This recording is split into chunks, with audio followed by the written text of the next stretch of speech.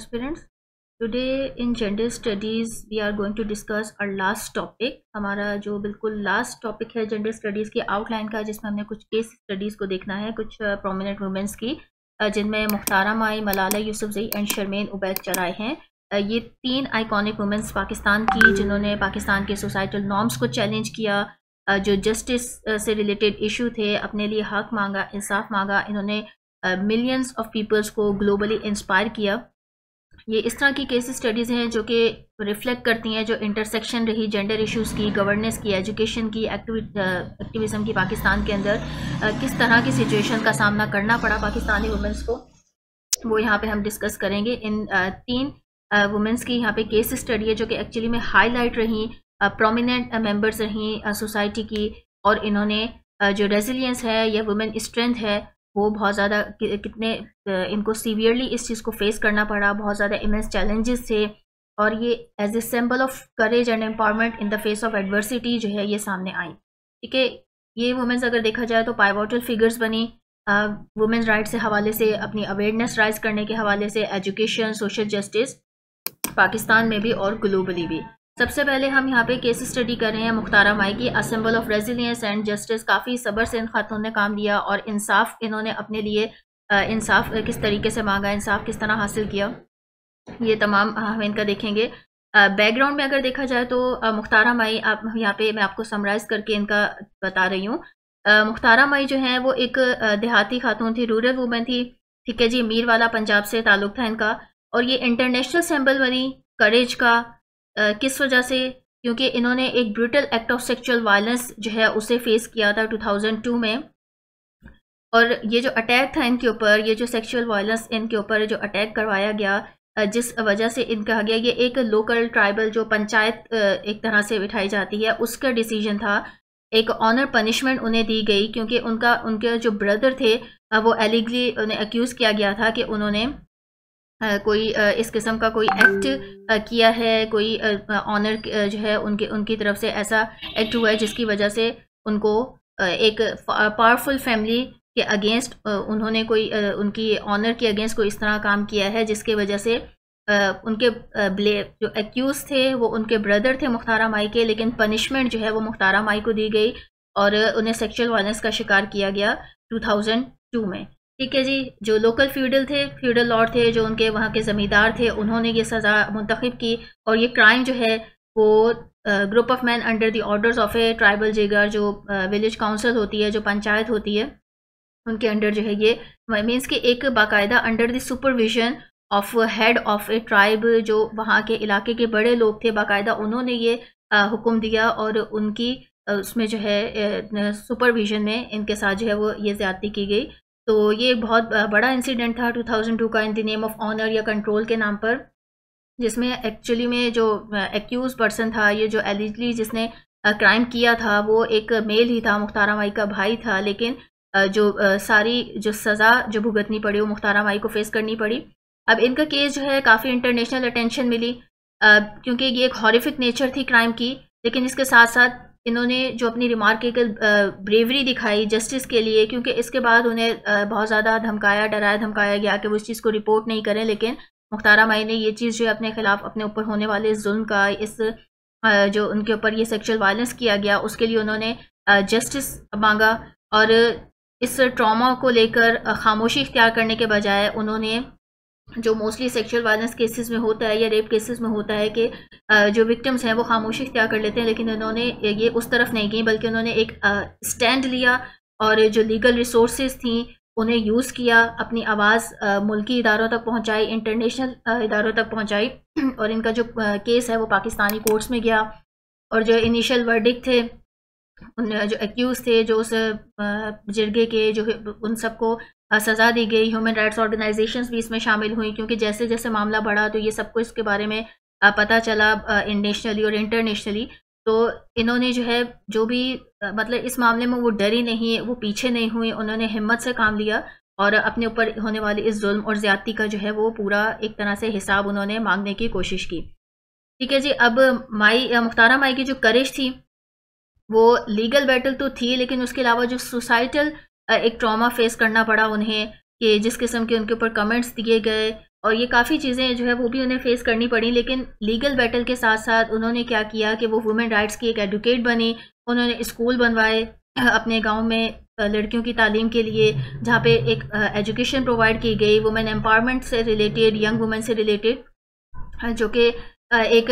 Means के जो actually में डिनाई कर रहे थे जो पैट्रियार्चिकल नॉर्म्स हैं, उन चीज़ों को डिनाई किया और अपने एरिया की जो ख़वातीन हैं उनके लिए उन्होंने बहुत ज़्यादा काम किया। तो as a symbol of resilience, as a symbol of courage and as a symbol of justice जो है वो मुख्तार भाई का नाम जो है वो पहचाना जाता है। ठीक है, क्योंकि ये एक इंटरनेशनल सिंबल बन गई। इन्होंने जो रेजिस्टेंस की, जो जेंडर बेस्ड वायलेंस है और वुमेंस के लिए जस्टिस और एजुकेशन से लिहाज से इन्होंने जो है वो बहुत ज़्यादा काम किया। अपने ऊपर जो इनके ऊपर ज़्यादती और जुल्म हुआ उसको तो मीन्स के उसको लेकर वो खामोश नहीं हुई, बल्कि एक as a symbol of justice and resilience उन्होंने इस चीज़ के ऊपर काम किया। कल्चरल स्टिग्मास को ब्रेक किया, जो जस्टिस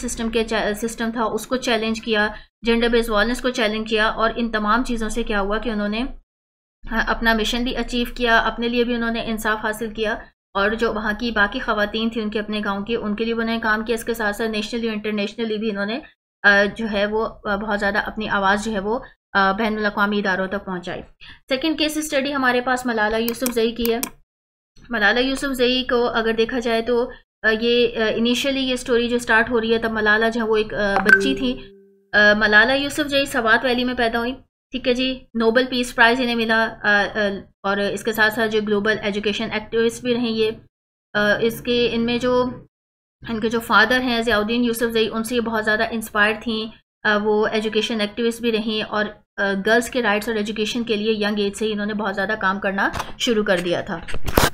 जब मलाला जो है वो एक ऐसे रीजन में इनकी ग्रोथ हुई, उनकी अपब्रिंगिंग एक ऐसे रीजन हुई पाकिस्तान के, जो कि पाकिस्तानी तालिबान का उस वक्त कम्प्लीटली कंट्रोल था। उन्होंने गर्ल्स एजुकेशन को कम्प्लीटली बैन कर रखा था और काफ़ी स्ट्रिक्ट इंटरप्रिटेशंस इस्लामिक लॉ की जो वहाँ पे नाफिज कर रखी थी। तो मलाला अपने फादर से बहुत ज़्यादा इंस्पायर्ड थी, ज़ियाउद्दीन यूसुफ़ज़ई साहब से, और एजुकेशन एक्टिविस्ट के तौर पे इन तमाम स्ट्रिक्टनेस के बावजूद वो स्कूल जा रही थी। उसके साथ साथ जो उनके एरिया की जो गर्ल्स थी उस इलाके की, उन्हें भी अपने राइट और एजुकेशन के लिए बहुत ज़्यादा वो फोर्स कर रही थी।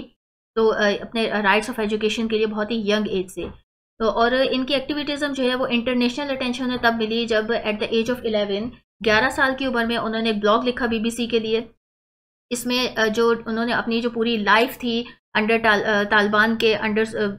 के उस एरिया के अंदर तालिबान का कितना ज़्यादा एक एक्सट्रीम इंटरप्रिटेशन चल रही है, उन्होंने किस तरीके से गर्ल्स एजुकेशन को बैन कर रखा है, लेकिन उसके बावजूद वहाँ पे किस तरह से सर्वाइव कर रही हैं और एजुकेशन को प्रमोट कर रही हैं। तो ये इस चीज़ के ऊपर उन्होंने एक अपना जो है वो ब्लॉग उन्होंने लिखा BBC के ऊपर। तो इससे क्या हुआ कि उनकी मलाला की जो एडुकेसी थी वो ग्रो अप हुई, अब वो एक पब्लिक फिगर बन गई, काफ़ी इंटरव्यूज़ वगैरह दिए, उन्होंने स्पीचेस की जिसमें वो एजुकेशन के लिए तमाम चिल्ड्रंस के लिए उन्होंने बहुत ज़्यादा तकारीर की अपनी, स्पेशली गर्ल्स के लिए कि उन्हें तालीम हासिल करनी चाहिए। लेकिन ये तमाम स्पीचेस जो हैं वो अगेंस्ट तालिबान इंटरप्रिटेशंस या उनके जो रूल्स एंड लॉज उन्होंने जो इम्पोज कर रखे थे उस वक्त सवात में, उसके अगेंस्ट से। तो इसकी वजह से क्या हुआ कि वो तालिबान का एक टारगेट बनी, और अक्टूबर 9, 2012 में मलाला को जो है वो मलाला यूसुफ़ज़ई को एक हेडशॉट मारा गया तालिबान गनमैन की तरफ से, जब वो स्कूल बस में अपनी स्कूल से वापस आ रही थी। अब ये अटैक जो है वो क्या हुआ, उन्हें खामोश करवाने के लिए था, लेकिन इसका बहुत ज़्यादा एक अपोजिट इफेक्ट हुआ कि मलाला लकीली जो है वो इस असैसिनेशन में सर्वाइव कर गई और उन्हें फ़ौरन यूनाइटेड किंगडम लेकर जाया गया उनके ट्रीटमेंट के लिए। और इस अटैक ने जो है वो काफ़ी ज़्यादा स्पार्क अप किया, जो आउटपोरिंग थी ग्लोबली सपोर्ट की मलाला की तरफ, वो तमाम उन्हें सपोर्ट मिली और वो एक सिंबल बन गई गर्ल्स के लिए फॉर एजुकेशन और rights of women in oppressive societies, different societies के अंदर जो है वो उनका एक एज ए सिंबल माना जाने लगा। रिकवरी के बाद मलाला ने जो है वो बहुत ज़्यादा एफर्ट्स की, उन्होंने मलाला फंड फाउंड किया, एक नॉन प्रॉफिट ऑर्गेनाइजेशन जो कि डेडिकेट कर रही थी गर्ल्स एजुकेशन की तरफ। 2014 में youngest ever Nobel peace prize इन्हें रिसीव हुआ एट द एज ऑफ 17। और मलाला की स्टोरी जो है वो एक आप ये कह सकते हैं कि one of the resilience and determination के तौर पे जानी जाती है, कि जिन्होंने एक गर्ल्स के बेटर फ्यूचर क्रिएट करने के लिए पूरी दुनिया में, पर्टिकुलरली जो एरियाज जहाँ पे एजुकेशन जो है वो एक एज ए लग्जरी के तौर पर ही, उनका एक बेसिक राइट नहीं बल्कि एक लग्जरी के तौर पर ही कंसीडर की जाती है, उस तरह से वहाँ पे अचीव होती है। वहाँ पे उन्होंने अपना काम किया। जो डिफरेंट इनका जो वर्ल्ड वाइड इनकी जो अचीवमेंट रही वो उसने बहुत ज़्यादा पॉजिटिव इम्पैक्ट किया, पाकिस्तान का इमेज भी बेटर किया अकॉर्डिंग टू एजुकेशन, कि वहाँ की गर्ल्स भी अपनी तालीम एक्चुअली में हासिल करना चाहती हैं और अपने बेसिक राइट्स जो वो लेना जानती हैं। ठीक है। ठीक है जी, नेक्स्ट केस स्टडी हमारे पास शर्मीन उबैद चुनाई की है। शर्मीन उबैद चुनाई का अगर हम थोड़ा बैकग्राउंड देखें तो एक प्रोमिनेंट पाकिस्तानी जर्नलिस्ट हैं, फिल्म मेकर हैं, सोशल एक्टिविटीज़ हैं, और इनका जो वर्क है, जो सोशल इश्यूज़ हैं जो कि स्पेशली पर्टिकुलर रिलेट करते हैं वुमेन राइट्स रिलेटेड, ये उन्हीं पर ही मोस्टली डॉक्यूमेंट्रीज वगैरह बनाती हैं। एज ए फिल्म मेकर जो शर्मीन उबैद ने जो है उन्होंने अपने प्लेटफॉर्म को, जो उनके पास एक था as a film director, as a film maker, उन्होंने अपने प्लेटफॉर्म को बहुत अच्छे से यूज़ किया, और जो इश्यूज़ हैं, ऑनर किलिंग हो गए, फोर्स मैरिज, जो वुमेन इश्यूज़ हैं, जेंडर बेस्ड वायलेंस हो गया, इन तमाम चीज़ों को जो कि बहुत ज़्यादा इग्नोर किए जा सकते हैं या अंडर रिपोर्टेड हैं पाकिस्तान के अंदर अराउंड द वर्ल्ड, उन केसेस को ये सामने लेकर आई जिनके बारे में लोग खामोश हो जाते हैं और रिपोर्ट नहीं करते। उन्होंने उन केसेस को सामने जो है वो डिस्कस किया। जो ऑनर बेस्ड वायलेंस थी, कल्चरल टैबूज वगैरह, डिफरेंट इस टाइप की चीज़ों को इन्होंने अपनी डॉक्यूमेंट्रीज़ के अंदर जो है वो डिस्कस किया। इनकी जो पहली ऑस्कर विनिंग जो मूवी आप डॉक्यूमेंट्री कह सकते हैं, उसे इंटरनेशनल रिकॉग्निशन मिली, सेविंग फेसेस के नाम से ये डॉक्यूमेंट्री थी। और इसमें इन्होंने जो है वो मोस्टली इनका जो सब्जेक्ट था कि ऐसी वुमेन्स जो कि डोमेस्टिक वायलेंस का शिकार हुई हैं और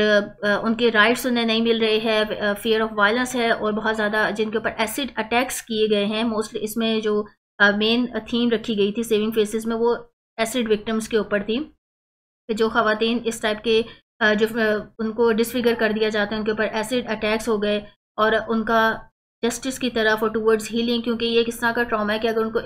जस्टिस अगर मिल भी जाए तो उनके चेहरों की या उनकी बाकी बॉडी की कंडीशन के वो उस ट्रॉमा से किस तरीके से निकलें, वो खुद को हील अप किस तरीके से करें। तो ये तमाम चीज़ें जो एक नॉर्मल सोसाइटी में कल्चरल टैबूज की वजह से या कुछ डिफरेंट सिनेरियोज की वजह से डिस्कस नहीं की जाती, लेकिन इन्होंने अपनी इस मूवी के अंदर, अपनी इस डॉक्यूमेंट्री के अंदर जो है इन तमाम इश्यूज़ को हाईलाइट किया, उन्हें डिस्कस किया। इसके साथ साथ जो हॉरर्स, एसिड वायलेंस के जो हॉरर्स हैं उनको किया। तो ये चीज़ ने काफ़ी ज़्यादा ग्लोबली स्पार्क अप हुई, ये कन्वर्सेशन वुमेन राइट्स के हवाले से, और जिसमें और इस तरीके से हुई कि without any fear of violence, कि इसमें डर के चुप नहीं होना, बल्कि इसके हवाले से जितने भी मसले मसाइल थे और जो रीजंस या कॉजेज, जो कॉन्सिक्वेंसेस जिसका वुमेन को सामना करना पड़ता है because of these attacks, acid attacks, ये तमाम चीज़ें इसमें डिस्कस की गई। जो दूसरा एक्लेम इनका वर्क था a girl in the river,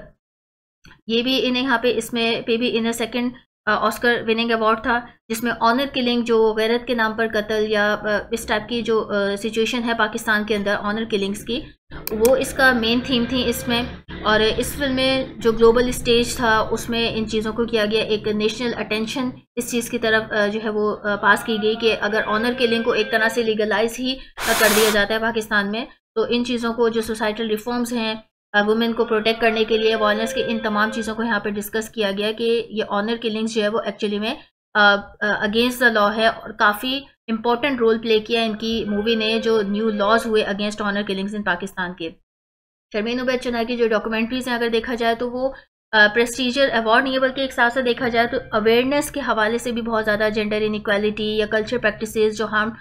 norms women's को जिस तरीके से हार्म किया जाता है, या जेंडर बेस्ड वायलेंस है, वुमेन की एजुकेशन होगी, उनका जस्टिस हो गया, उनके लीगल राइट्स हो गए, एडवोकेसी, इन तमाम चीज़ों को बहुत ज़्यादा इन्होंने अपनी जो डिफरेंट डॉक्यूमेंट्रीज हैं, फिल्म, जो हमने फोकस किया वुमेन राइट के बात की, और इंटरनेशनल स्टेज के ऊपर इन चीज़ों को हाईलाइट किया, प्रोमिनेंट किया, जिससे जो न्यू लॉज हैं इन क्राइम्स के अगेंस्ट, वो बनाने में काफ़ी ज़्यादा हेल्प आउट हुए। इसके साथ साथ इनकी फिल्म जो हैं उन्होंने जो इन व्यूअर्स को काफ़ी ज़्यादा इनकरेज किया कि जो जेंडर बेस्ड वायलेंस है एक्चुअली में उसकी क्या फॉर्म्स हो सकती हैं, या इस तरह के जो नॉर्म्स है, एक सोसाइटल नॉर्म्स हैं ये हैं, लेकिन एक्चुअली में वो सोसाइटल नॉर्म्स नहीं है, बल्कि वो एक वायलेंस की फॉर्म है,